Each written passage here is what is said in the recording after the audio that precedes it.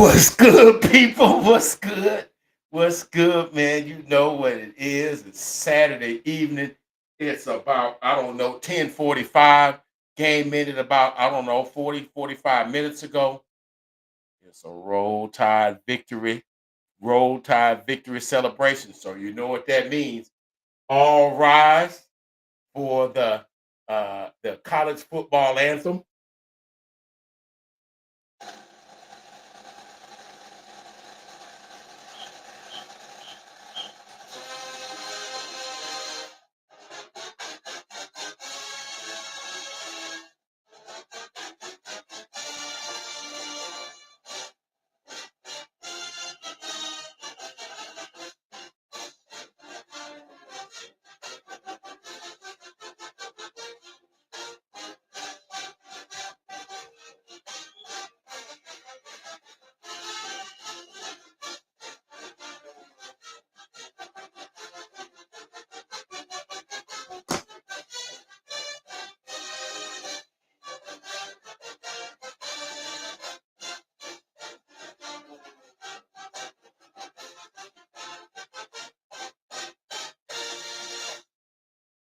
Woo! Yeah, that's good stuff there, man. That's good stuff there.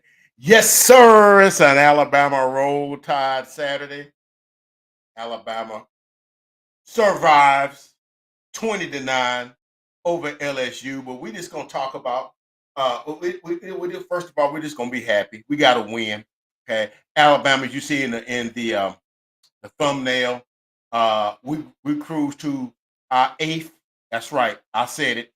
Eighth, eighth straight victory. Alabama's 8-1, and they are 6-0 in the SEC, and they just rolling right along. So let's get it going here. So let me go ahead and get my notes out here, and we ain't gonna be long, but we just want to acknowledge the brilliance and the dominance of the Crimson Tide. Now, to the credit, I'm not as let's just say it like this. Alabama is winning a different way now. And that's what us as Tide fans gonna have to kind of come to grips with. I was having a problem dealing with that, because I'm kind of used to the Nick Saban era, when Bama was dominant. Oh, I remember what was that, 5 years ago when we played LSU? It was 55-17. I also believe that was one of the reasons Ed Orgeron, they got him up out of here because he was doing some other things too with some on campus girls and stuff too. But we ain't even talking about that. We ain't talking about that. But that 55-7 beatdown, because I really felt like we was giving them the get back after what happened the year before when they came into Tuscaloosa and beat us 46-41 on their way to their last championship. And yeah, then we turned right around and got the championship that year. Devontae Smith was awesome in that game. But okay, we ain't talking about that particular year. But I'm just letting you know those types of years are what we kind of have that in our mind. And when we see the current Alabama team win, but maybe don't just run the other team off the field, they gut out wins. Maybe that's the way we're going to have to win games now. You know, so Alabama wins 20-9. So just a couple of notes. And basically, I'm gonna tell you what the reason I'm saying what I'm saying is that I basically use the same notes that I used from the South Carolina game. Bama survives. Offense was kind of hit and miss. Defense made plays when it needed to. There was a sack late in the game by Lawton, a fumble recovered by Lawton, sacks by Pierre, and plays by Xavier Brown, and the guys made plays. Now they gave up a play or two here or there, but when it came to push came to shove, they shut the door and slammed the door on them. because they didn't get a touchdown. They kicked 1, 2, 3 field goals. Okay. And with our, somewhat of a, lackluster, in our offense, our defense made that stand, and we get the 20-9 victory. Now I know a lot of people gonna come. I know Bama haters gonna come because no, we fourth ranked in the country, and I see Texas A&M beat Missouri like 38-17, and we see now Indiana squeaked out a 24-20 uh, victory, 24-20, 27-24 uh, victory over Penn State. Penn State played gamely too, and it took this guy Cooper caught one of the most beautiful catch. That's a Ryan Williams type of catch. I got to give it up to my Bama guys. That's a Ryan Williams type catch. He caught it in the back of the end zone, or Indiana would have lost today. And of course, you know, Ohio State beats Purdue like 38-6 or something like that. So in the top four, Bama's win wasn't exactly, didn't have any cosmetic quality to it, but a win is a win. Okay. And so maybe we got to look at that's how we got to win now. We make enough plays. We hit plays when we got to hit them. And the most important thing we did today is because this become a staple too, we hit them in the jugular right before halftime. And that's what we did. So let's talk about that. So for the most of the game, the offense was kind of off and on. I think Ty Simpson was like 21-35, 277, one touchdown, no interception. And if I have to, if I got any gripes with him, I've said it in many videos.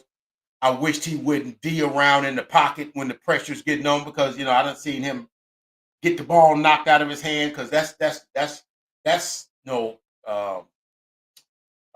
taboo for a quarterback. Ball security is everything. Okay.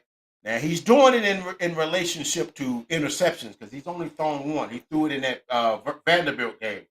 He threw one interception. He's thrown one interception on like 21, 22 touchdown passes, right? But he's got about 3 or 4 fumbles in the pocket. And I think it was a mistake having Jam Miller try to block Harold Perkins. But quarterbacks got to have that internal clock when they're in the pocket. When the things get a little tight, okay, I got to get out. I got to get out the pocket. I got to run. I got to, and if the least, because it wasn't even third down, throw the ball away and live to fight another day. Because I saw him do that against Missouri, like once. I seen him do that against Vanderbilt. I seen him do it today. And it seems like there was another game in which he's turned the ball over in the pocket when not sensing the danger. And the only reason that I'm kind of, if you want to call it, belly aching about that, when we play tougher competition, you're not gonna have the liberty to be able to lollygag in the pocket and lose the football. When you're playing Ohio State or if you're playing Texas A&M in the SEC championship game. Yeah, I'm calling it. Make your reservations. We will be there. Okay, first week in December, Mercedes-Benz Dome, Atlanta, Georgia. We will be there. Okay, make your reservations now. Buy your tickets now. We will be there. And so when we're playing these tougher teams, we're not going to have the liberty to be able to be willy-nilly with the football. Okay. And we're going to have to make some plays where the plays to be made. Now, I saw a couple of, like I saw in the South Carolina games, Jeremy Bernard open in the secondary. Ball's just a little overthrown or ball hit him in the hands. He couldn't quite pull it in. Same thing with Ryan Williams. Ball in his hand, or receivers there, ball's just a little bit overthrown. Things like that. Yeah, we're going to have to make them stick when we're playing tougher competition where we're not going to be able to hold them to 9 points. We're going to have to score. So, and I'm not, belly aching. I'm looking ahead. Okay. I'm looking ahead. Now, I will say this though. I was sort of impressed because I kind of thought this could be a game that Alabama could lose. And let me explain what I mean by that. Now, those may not know, because me and uh, my pastor were talking about the game before this afternoon, before the game came on, and he's a Bama fan too, big Bama fan too. So we were just talking shop about the Bama game coming up, and and I was telling him, I said, well, I'm concerned because LSU got issues kind of going on, and sometimes, and he was like, well, what kind of issues? He said, well, I guess he thought it was just about only about the coach getting fired, Brian Kelly getting fired, and I think it might have been after the Texas A&M game. They got ran off the field by Texas A&M, and I was like, no, I mean that is more to it than that. They lost their coach, number one. Then number two, the athletic director, the same athletic director who was, the architect of their last national championship game. I think he got hired in 18 or 19, and he orchestrated it. But he fired Brian Kelly, and then the governor steps in, and he decides that he's not going to let the AD. I think his name is Addison, if I'm not mistaken. Y'all can correct me if I'm wrong. He wasn't going to get to pick the next coach. And the next thing you know, he has done had that athletic director removed.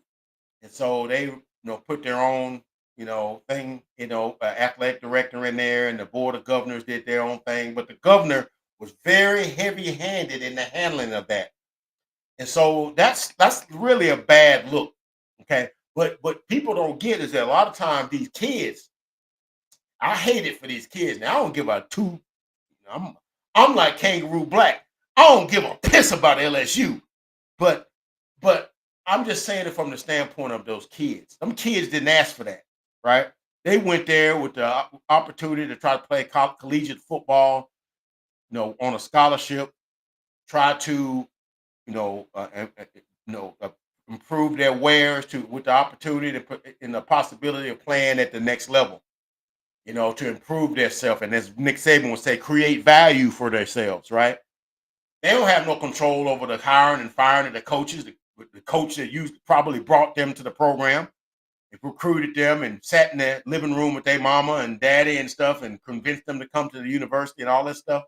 So all of that foolishness is going on, right?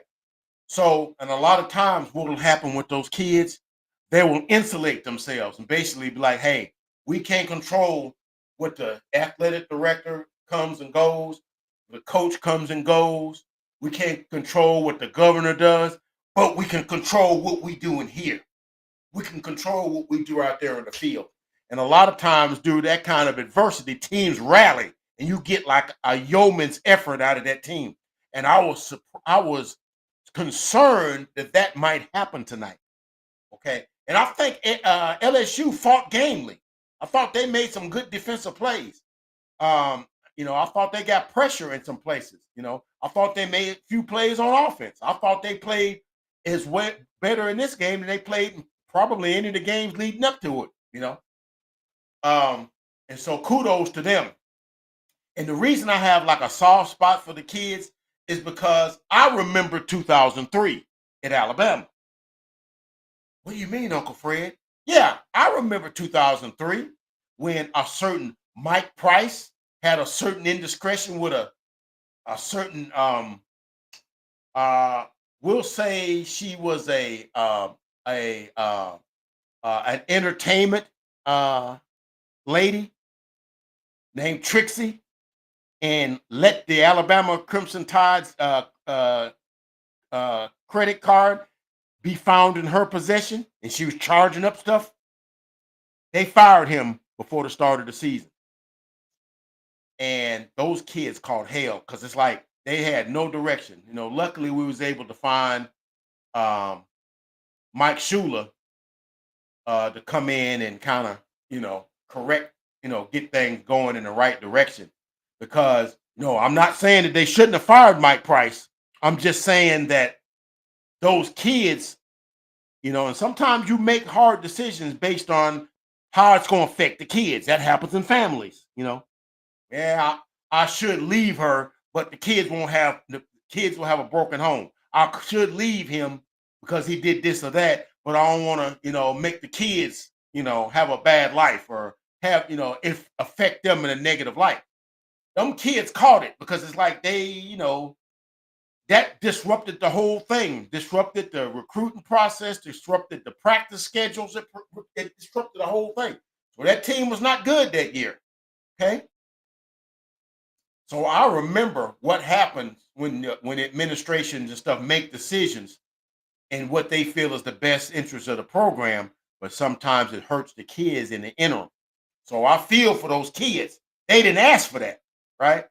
And so a lot of times those kids play yeoman effort in those situations and stuff. So that's what I was, concerned about. And maybe we wouldn't be able to meet their level of intensity or their level of desperation, but we were able to meet that and make the plays when we needed to make them and come out with a victory.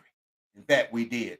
So roll freaking tide today, 8-1, 6-0 in the SEC, and we roll on. So coming up, we got Oklahoma next week. That won't be no easy game.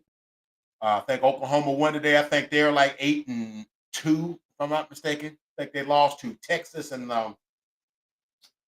remember who else they've lost to. I think they've got 2 losses.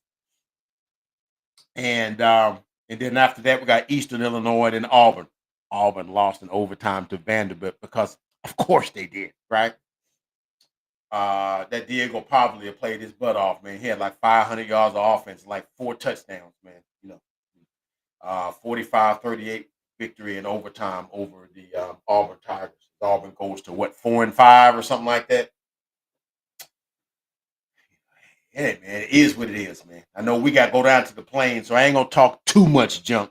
But come the week of the Iron Bowl, oh, your boy gonna be letting it rip. You can best believe that. So anyway, let's just look at the tail of the tape. We're gonna close this video. Thought I had that saved. My stuff, no, it be getting out of here, man. When I start to try to, uh, look up stuff, on my. Let's just put it in here.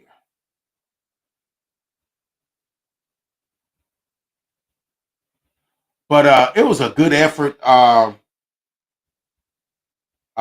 around for the Alabama Crimson Tide. Um, but there was definitely room for improvement. I feel definitely there was room for improvement. Um, like I said, I feel like our offensive line could have played better. I feel like Tyler Simpson could have um,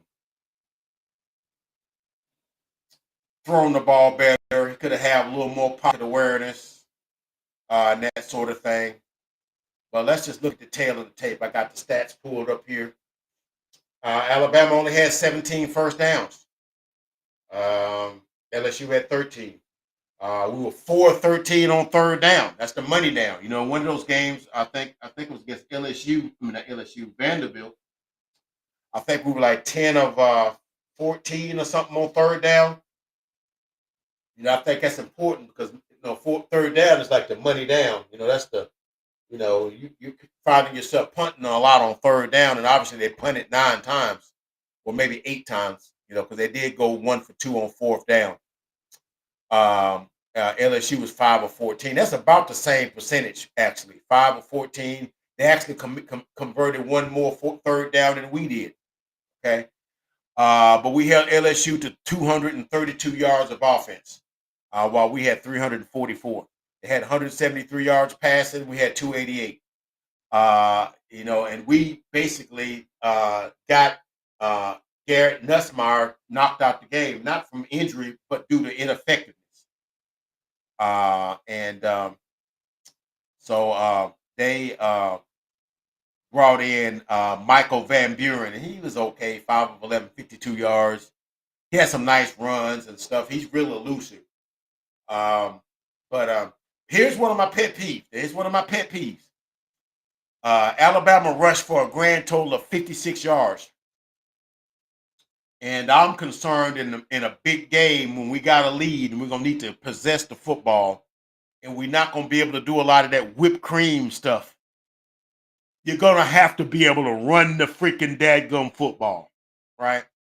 I'm old school. I just believe in running the football. We had 26 carries for 56 yards, a robust 2.2 yards per carry and 1 touchdown. Wide receivers, when they're on their game, I think we got the best pair of wide receivers in college, and Ryan Williams and Jeremy Bernard. Jeremy Bernard, 3 catches, 79 yards, 26.3 yard average, long of 33. Ryan Williams had 3 catches, 32 yards, 1 touchdown with a long of 14, which was the touchdown pass. Lots Lotier Brooks is 4 for 67, including a 53-yarder, which they thought he dropped, but he caught that bad boy. He caught that. And my boy Jose, Josh Cuevas. I like that dude, man. Cause I just like messing with the kid's name because it's like, Josh Cuevas. I want to call him Jose Cuevas. Stop judging me, all right? Y'all act like y'all ain't never had a Jose Cuervo. Y'all act like y'all don't know nothing about that. Y'all know about that. Quit acting brand new. Y'all know about that. But Josh Cuevas had 4 catches for 58 yards with a long of 32 yards, which he caught along the sideline. Okay. On almost like a go route, you know. So Ty Simpson, as I said earlier, had he was 21 of 35, 277 in a touchdown. And so let me go down the play by play.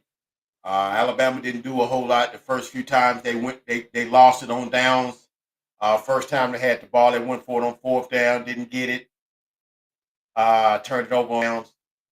Then they, LSU drove 48 yards, missed a field goal. And Alabama punted again. They went 4 plays, 33 yards, and punted. LSU had a fumble in the pocket. And so we took that and we went 4 plays. We lost 2 yards, but we was able to kick a field goal like a 35-yarder. Connor Talty did make one. Then it goes to the second quarter. LSU tied us. They went 9 plays, 48 yards, and kicked the field goal. Then Alabama gets a touchdown. Right after that, they go 7 plays, 75 yards, capped off by a 4-yard touchdown run by Daniel Hill.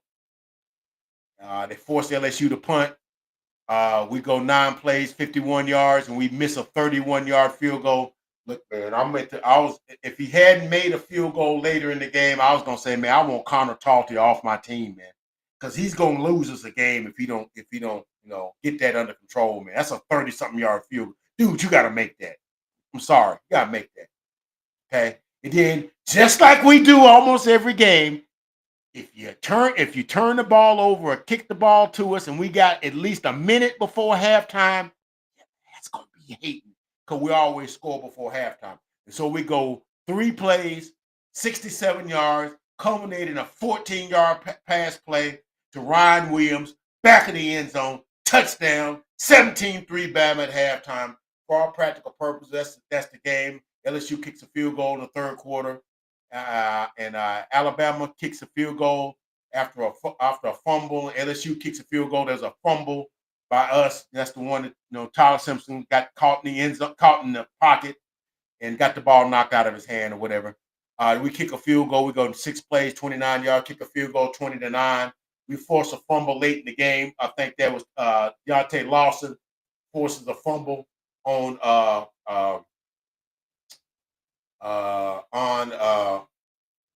Van Buren, and for all practical purposes, we end up getting a first down to close the game, and then we go to victory celebration. So, and that's the game. So, I'm not going to be giving a game ball for the day. It's a team game ball because I think offense did enough, defense did enough, and to get the victory, and that's what we did. So, roll Tide, roll Tide, roll Tide, roll Tide.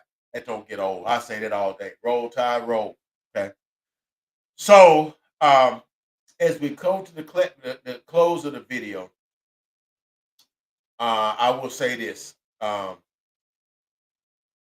it's a and I said this after the South Carolina game. It shows something for a team when you don't have, like I said, when you ain't got your fastball, and that's back to back games. We really ain't had our fastball. What's our fastball? Our fastball is play action. Ty Simpson getting outside the pocket, hitting a couple of deep ones to Jeremy and Ryan, hitting a couple of play ears are itching. A couple of like seam passes to I want to say Jose again. Josh Cuevas. We moving the football. A couple of timely runs by J.R. Miller, and we score about 30 points. That's when we got our fastball going. We didn't have our fastball against South Carolina. What was it? 20. What was it? 24 to 24 to 16 or something like that. And then today it was 20-9. So, but it's a mark of a good team to still find a way to win when you don't have your best stuff. And you just find ways to win. You just make plays when plays are there to be made. That should be commended. So, but I still want to caution us. Got to play better because the competition, as the season goes on, if we're able to run the table through this regular season, we go 11-1. That's what I'm hoping. We're gonna run the table and go 11-1. The competition gets steeper. Okay, we got the SEC championship game against Texas A&M. I don't know if y'all seen Texas A&M or not. Texas A&M can play. Mike Elko got them boys playing. All right, and then hopefully we'll have a bye, get a home game at Bryant Denny, and it's gonna be on and crack-a-lacking. Okay, so Roll Tide, 8-1, 6-0 in the SEC. We're looking to roll Oklahoma, have a little touch-up game, if you will, get right game against Eastern Illinois, and then we down in the plains against them slobbering Tigers, and then hopefully we be 11-1, and then it's all up, then it's all about how can we position ourselves to get us another natty, because that's what we play for around here. We play for natties. We don't play to come in fifth place. We don't play for SEC championship games, although it's good to collect them on the way. Here at Alabama, we play for natties. Okay. So, as you know, per the Uncle Fred rules of the game, we begin the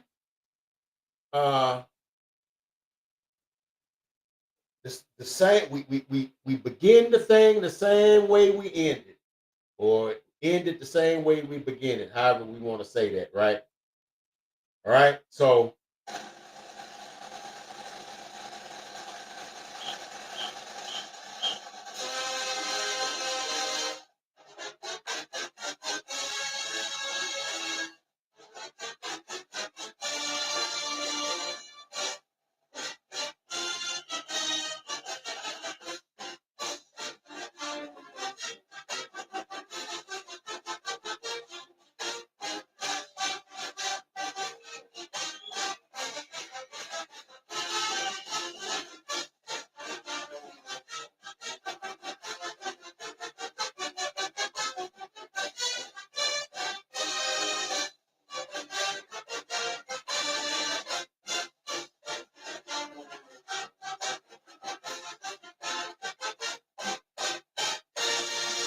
woo! Roll Tide, baby. Roll Tide. And all to Bama haters who thought soon when Nick left, yeah, we through with Bama. Bama ain't gonna be around no more. We ain't gonna have Bama to kick around no more. Guess who coming to dinner? It's Alabama Crimson Tide. We coming to dinner. And we knocking over chairs and kicking over tables. Right? Right? We ain't won one since 2020. And we getting a little restless right about now. So a restless Tide is not where you want to be. So roll Tide as we try to start to add to our trophy case. Roll Tide, people. Until next time. I got a comment. What's going on? What's going on, my man? Corsair. Uh, we hanging in there, man. We hanging in there. We hanging in there. The roll tide evening tonight, though. Roll tide, baby. So, I'm thanking everybody that's rocking with me on my live stream. So, but we get ready to get up out of here. Got a full day tomorrow. Church and stuff going on tomorrow. So, as I said, roll tide. We'll catch you guys. And I will say this in closing. Everybody that knows me also know I'm a Cowboy fan too. Cowboys lost one of their players this week to suicide. Um, I'm not no expert on mental illness or depression or any of those types of things, but I have seen people and have seen people deal with it. And I will say this, man: if you have people in your circle that are going through things, reach out to them. Tell people you love them and care about them, and don't be so quick to criticize people like we do sometimes on here. I was critical of Talty. Hey man, I'm just saying. I don't mean no harm to the kid. I'm sure he's a good kid and everything. But sometimes we go too far with that and the pressures and stuff for playing, especially for a high profile program like Alabama. Um, so yeah, people sometimes be going through stuff. So I'm just saying, if I think it's 988. I think it's the thing that you call in if you have issues. You think if you know somebody that's going to call somebody, man. Don't go through stuff by yourself, man.